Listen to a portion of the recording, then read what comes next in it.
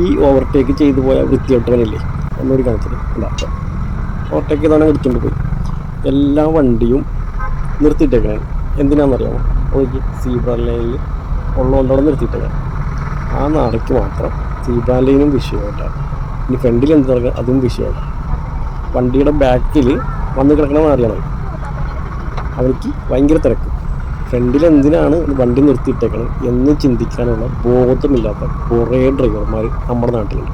അതുപോലെ അതൊരു ടാക്സി വണ്ടിയാണ്.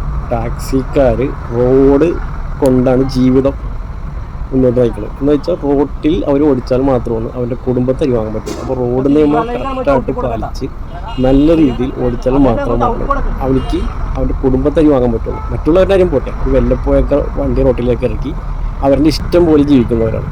ഇതൊക്കെ അവനെ ഓവർടേക്ക് ചെയ്ത സീനൊക്കെ ആണ്. 3 പേരും ഒരു കൊച്ചുണ്ട് അവരുടെ കൂടെ. കണ്ട, ഒരു വണ്ടിയുടെ ബാക്കിൽ നിന്ന് ഫ്രണ്ടിൽ എന്തിനാണ് വണ്ടി നിർത്തിയേക്കുന്നത് എന്ന് പോലും ചിന്തിക്കാൻ കഴിവില്ലാത്ത കുറേ കൂത്ര ഡ്രൈവർമാരുണ്ട്.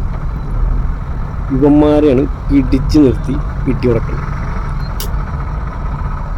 എവിടെ നിന്നെങ്കിലും ഒരു യെല്ലോ ബോർഡിൻ്റെ വണ്ടി എടുത്തുകൊണ്ട് അങ്ങ് ഇറങ്ങും. ടാക്സിയാണോ അത്? ടാക്സി. റോട്ടിൽ എന്ത് നടക്കണം, എങ്ങനെയാണ് വണ്ടി ഓടിക്കണം എന്നൊന്നും അറിയാൻ പാടില്ല.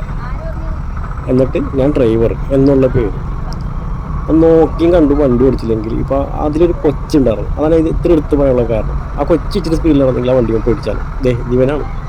അവസാനം ഞാൻ അവനെ വണ്ടി നിർത്തി ഗ്ലാസ്സുമ്പോൾ മുട്ടിയിട്ട് ഞാൻ ചോദിച്ചവനോട്,